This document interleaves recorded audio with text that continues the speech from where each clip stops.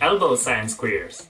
Today you will see me go from this to this, and in the process you will learn why in a group of only 23 people there is a 50% chance that two of them share their birthday. I'm Dr. Lana Woolley, the Science Queen. Science queers. My fellow science queers, a group of 23 people is enough to have a 50% chance of someone sharing their birthdays. In a group of 23, there are actually 253 pairs to compare.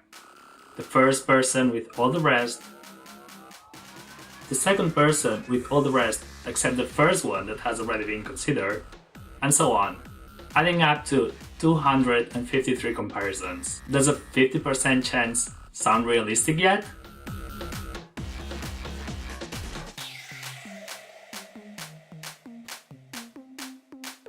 Ignoring the 29th of February, the other 365 days would be equally likely to be someone's birthday. The probability of two people not sharing their birthdays is 99.7%. That is 364 days out of 365 that don't match.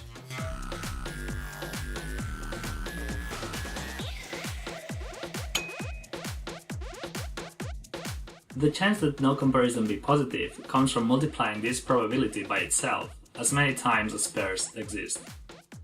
That is, there's a 50% chance that nobody shared their birthday, meaning that there is a 50% chance that at least one pair shared the birthday. Note that this is the probability that any pair shared their birthday.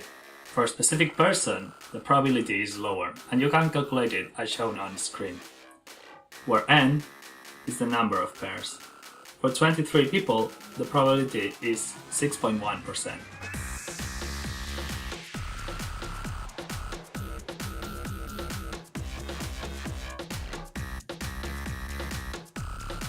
And why do I care about this?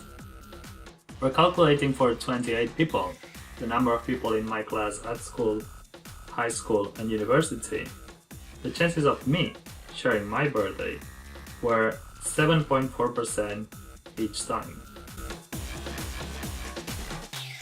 Multiplying the three probabilities, we get that the chances of that happening to me the 3 times was 0.04%. And it did, which makes me quite special.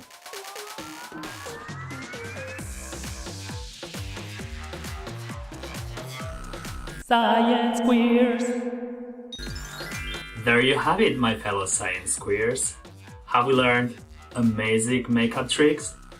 Hell no, but maths is amazing, and I am special.